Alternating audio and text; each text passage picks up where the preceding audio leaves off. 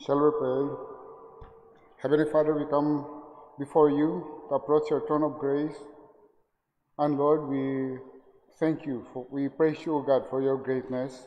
We praise you, Lord, for everything of who you are, for your holiness, for your righteousness, for your grace and your love, that you have revealed yourselves to be in your word and in your dealing with us. Lord, thank you for your love and your care and your providential hand.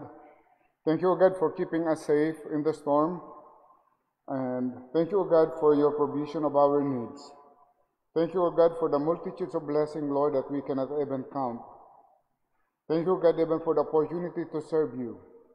Lord, we count it as a great privilege to serve the King of Kings and the Lord of Lords. Lord, at this moment, Lord, we come before your throne and pray in behalf, Lord, primarily of our brethren who are greatly affected by the storm.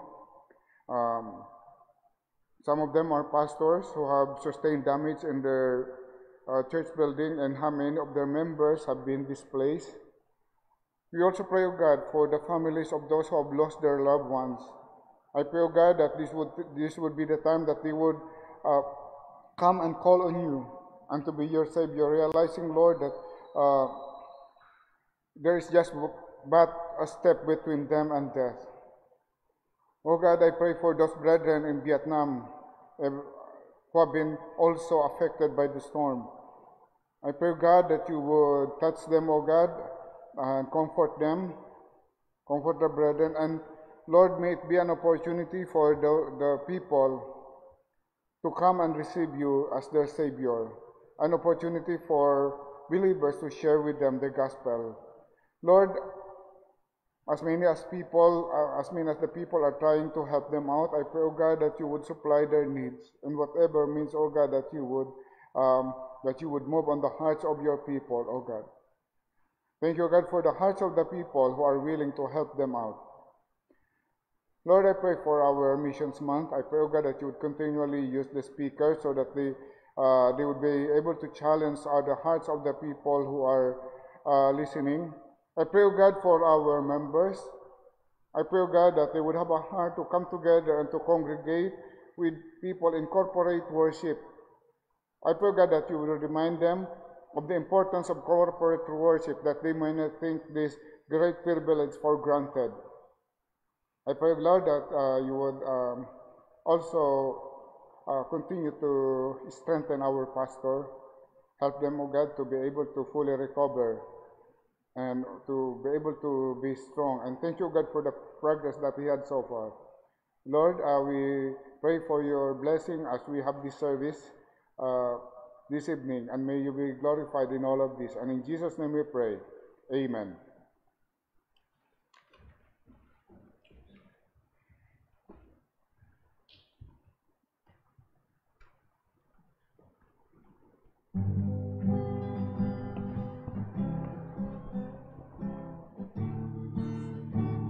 Good evening, everyone. Welcome to our Wednesday prayer meeting.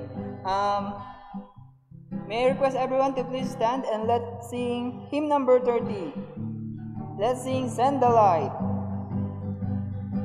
On the first verse, ready, sing. There's a call comes swinging, all the restless wait. Send the light, send the light.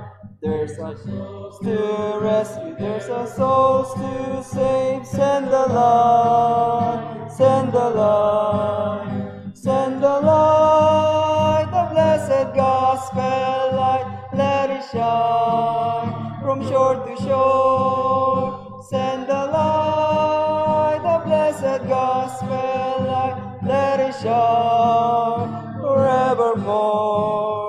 We have heard a Macedonian call today. Send the light, send the light.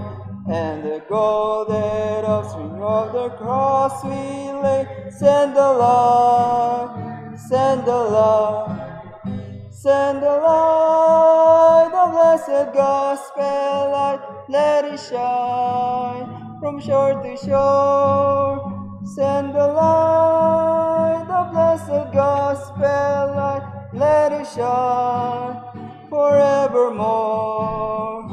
Let us pray the grace everywhere abound. Send the light, and the Christ-like Spirit everywhere.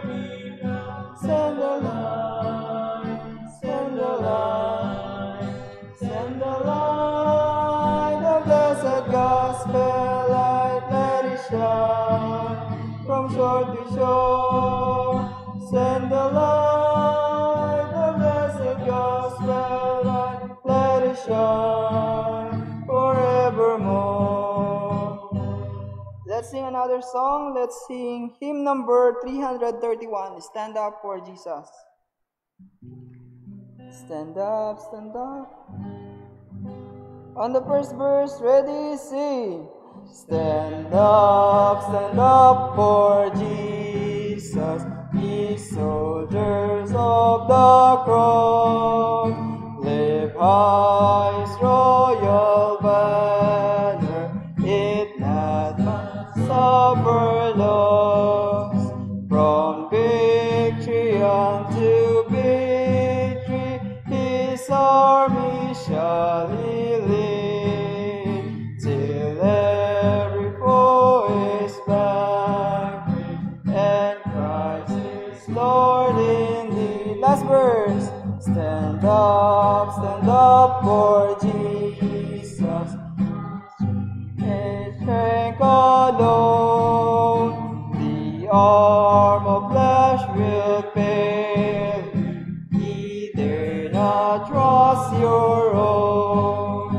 Put on the gospel armor and watch to pray, where duty goes or danger, be never wanting there. Please be seated.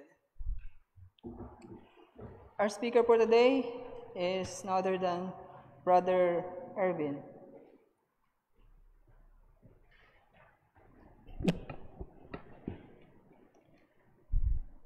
Blessed evening to everyone. Kindly turn your Bibles to Psalm 103. Psalm 103. We're going to continue where we left off from last time I was here before you. So turn to Psalm 103. We are going to read verses 1, 2, and 5. Please read with me, with your eyes. A Psalm of David. Bless the Lord, O my soul, and all that is within me. Bless his holy name. Bless the Lord, O my soul, and forget not all his benefits. Verse 5, who satisfieth thy mouth with good things, so that thy youth is renewed like the eagles. Let us pray.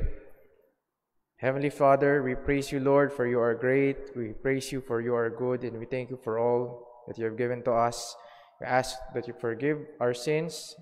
And for this time, we ask, Lord, for the Holy Spirit to guide us as we study your word. Open our hearts. All these things I pray. In the name of Jesus Christ, amen. So Psalm 103 is a psalm of praise. And basically, its main message is to give praise to God, to bless God. And we often understand the word bless in the context of God blessing us.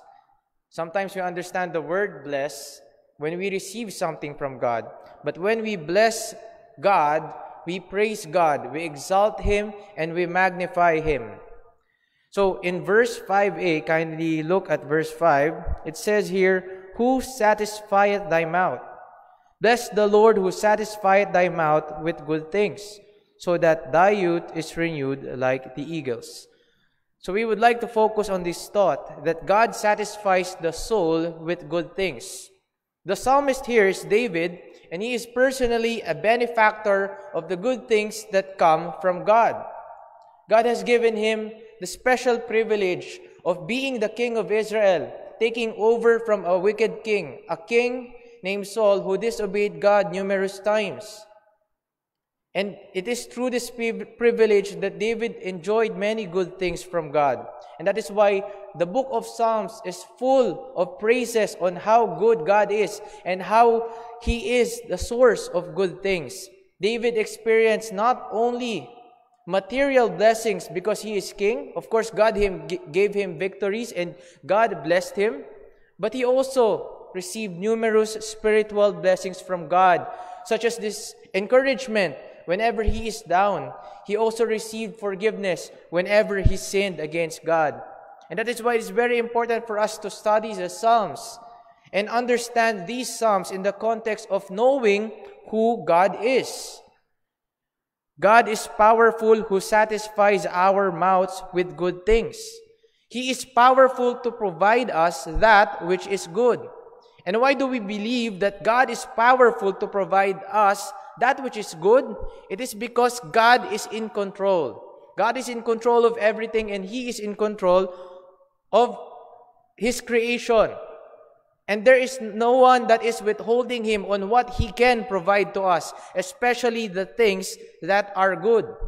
And if you're going to look back in Psalm 103 and review our previous discussions from this chapter, we can see examples on how God has shown His goodness, on how God has provided good things, especially particularly to the psalmist here. In verses 3 and verse 4, it shows here that God has given the soul who is praising Him forgiveness. He has given redemption. He has given the soul faithful and steadfast love and tender mercies and compassion.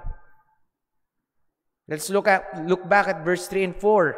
Bless the Lord, O my soul, and forget not all His benefits, who forgiveth all thine iniquities, who healeth all thy diseases, who redeemeth thy life from destruction, who crowneth thee with loving kindness and tender mercies. And then he goes on with the thought, who satisfieth thy mouth with good things. So it is very important for us to understand as believers that God provides according to His own wisdom. We must understand that God is not providing things to us based on what we think is right and what we think is deserving for us. We must remember that God is not a personal servant, that God is not a genie in a bottle whom we can just call on whenever we want and ask Him whatever we want and expect that He would give whatever we command Him to give to us.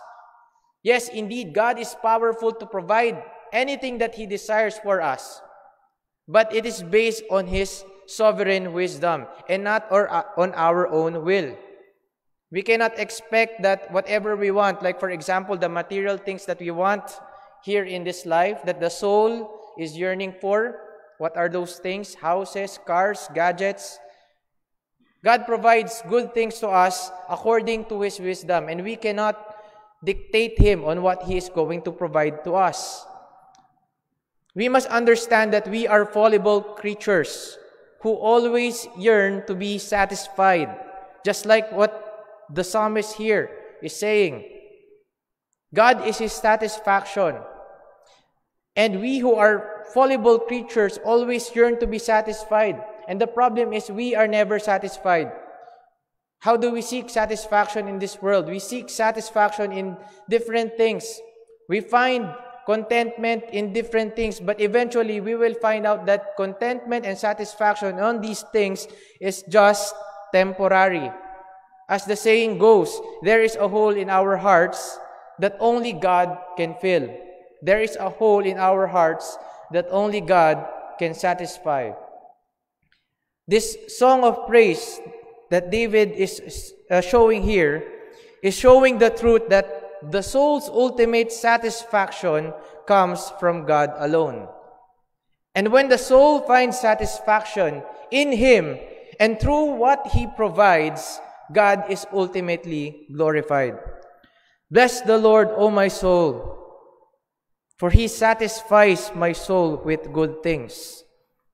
Now in verse 5b, it says here, so that the youth is renewed like the eagles. So that the youth is renewed like the eagles. We can see here in this verse the truth that God satisfies the soul with good things that renews its strength. In the Bible, eagles are being used as symbols of strength, youth, and vigor. An eagle was used as an example when God was allowing the Israelites to remember how He has delivered them from Egypt. And again, the picture of the eagle is also used in Isaiah when God is encouraging His people that He again will deliver them. It says here that when God satisfies us with good things, our youth would be renewed like the eagles. Many of us are familiar with how great looking an eagle is, especially when its feathers are in its vibrance and at its peak. Well, in this song of praise, it says that the soul is strengthened when it finds satisfaction in God as a young and strong eagle. Hindi lang basta ito eagle na naaagnas na yung kanyang mga balahibo. Ito ay tumutukoy sa isang batang agila na malakas at maganda ang kanyang pisikal na kalagayan. Don't we find ourselves yearning to be younger at times? Di ba, iniisip natin, gusto natin maging mas bata? And why do we seek youth? It is because in youth, there is strength. Don't we yearn to be younger? And don't we yearn to be younger and stronger? Ginugusto natin na maging mas bata tayo, or minsan iniisip natin, ay, nung bata ako, ganito ako kalakas. Or sana kung mas bata-bata pa ako, magagawa ko yan. Because youth is always brings the idea of strength. So when the soul finds satisfaction in God alone, based on the good things that He provides, the soul is strengthened. And this is one of the reasons why God is worthy to be blessed, because He satisfies the soul with good things, and through these good things, the soul is renewed.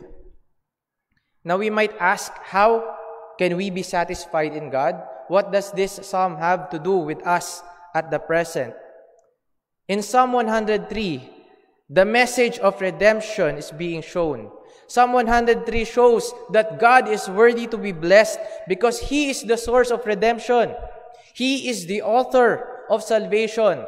Though during this time, when David wrote this psalm, Jesus Christ was not yet born, and he does not fully see the picture of God's plan of salvation the way we see it right now in the present. Nevertheless, we can see here the faith of David because he knows that God is indeed the Redeemer and He is the author of salvation.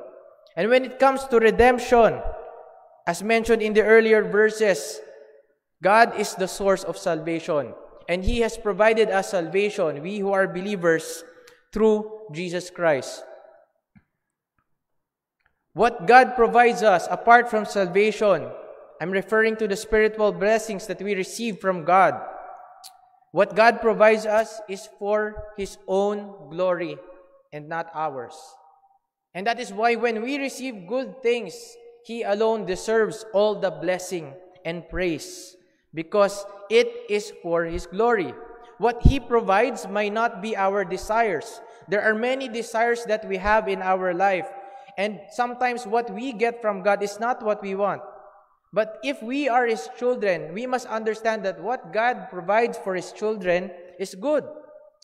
You might ask, does that include punishment and suffering? Punishment and suffering are very painful for me. I don't like punishment and I don't like suffering. And you might deduce that those things it's not coming from God, but it's coming from someone else. But even punishments and suffering can be for our good, because ultimately God can be glorified through these things. Let us remember that as believers, when we experience punishments, we are experiencing punishments probably as a sort of God correcting us as part of our sanctification, being His children.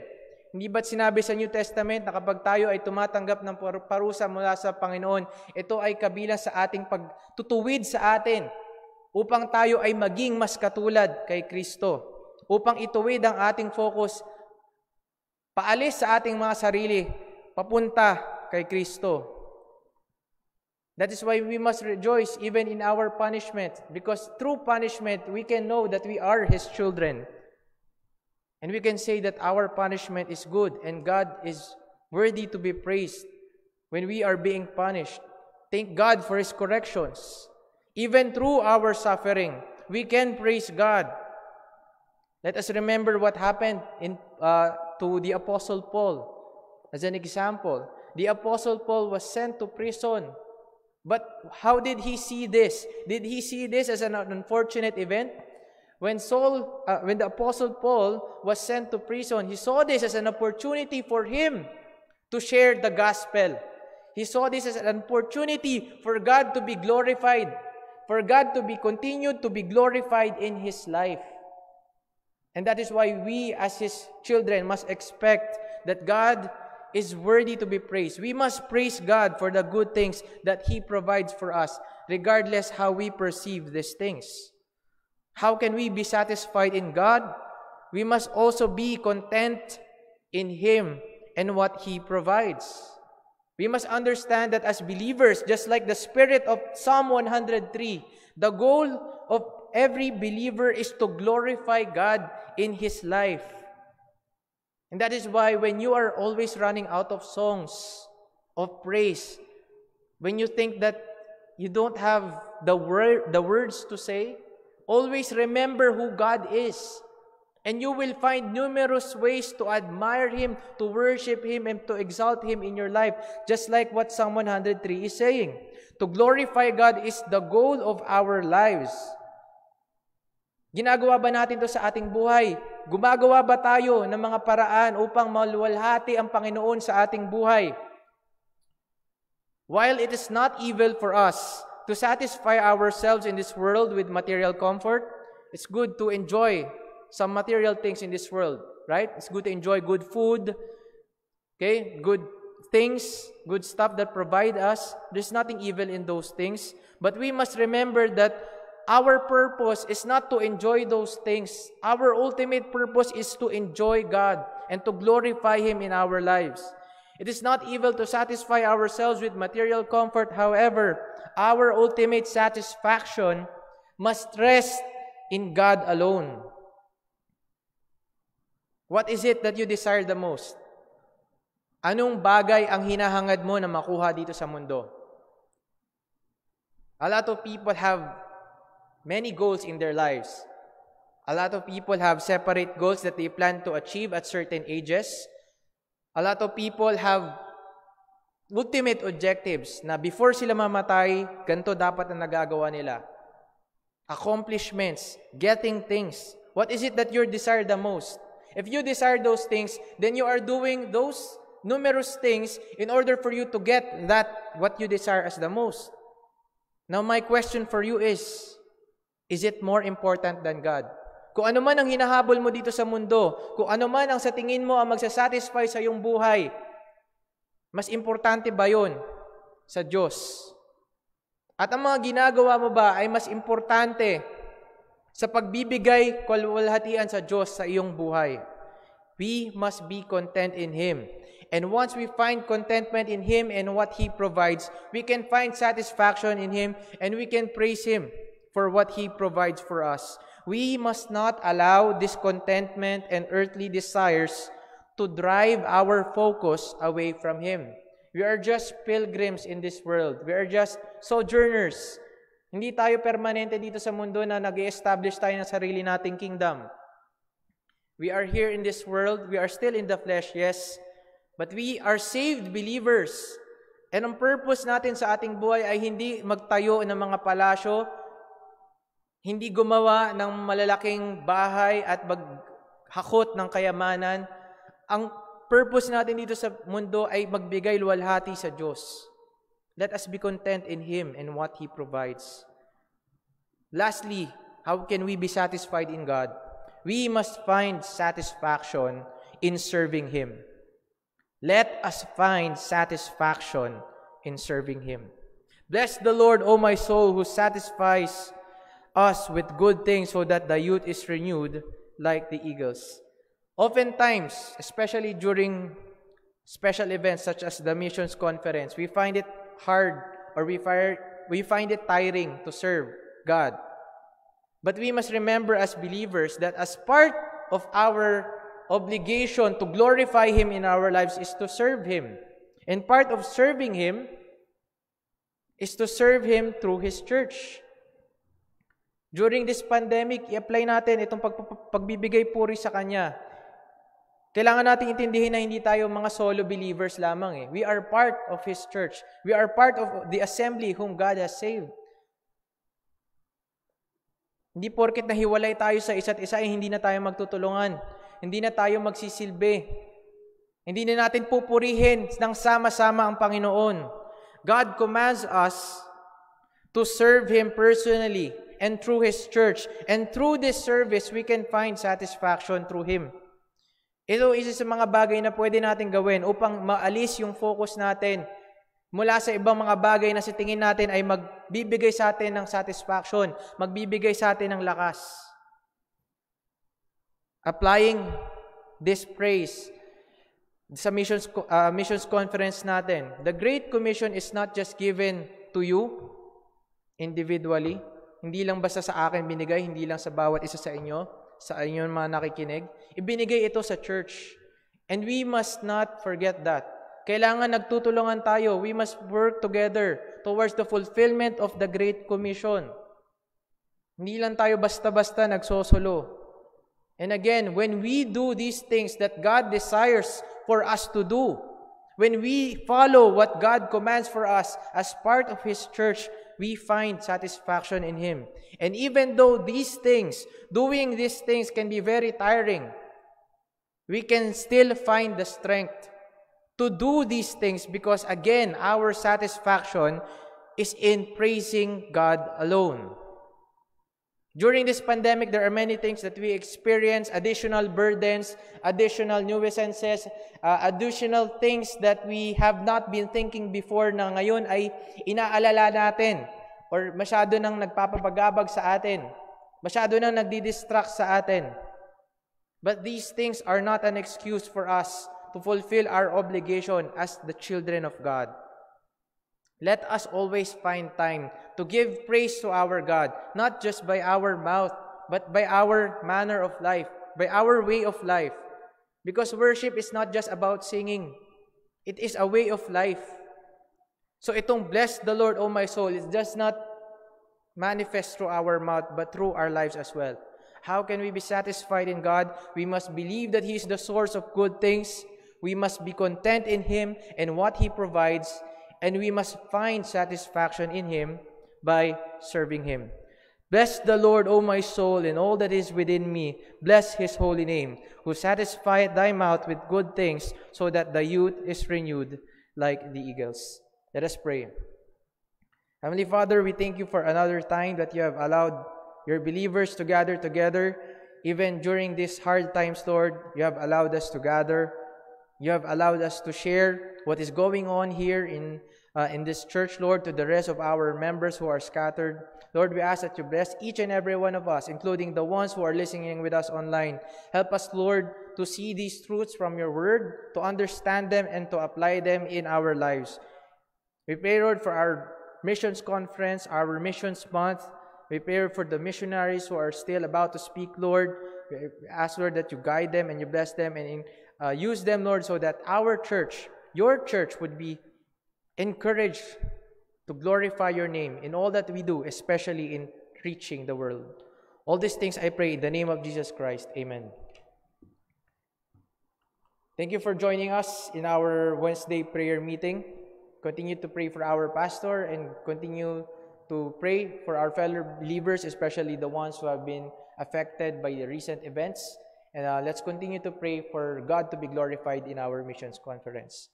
May please call Brother William for our closing song.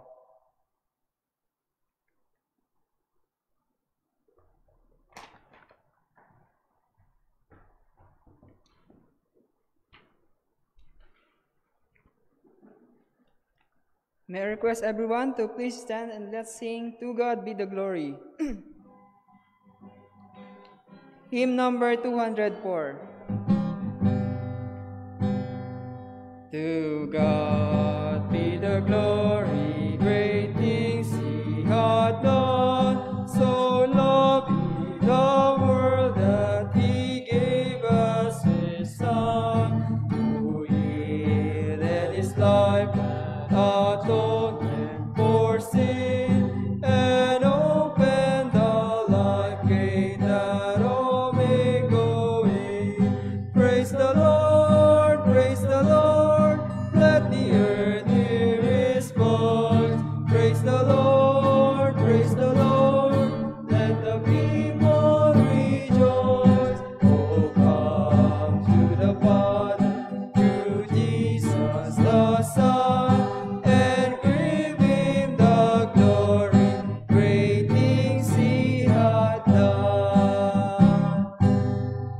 dismissed.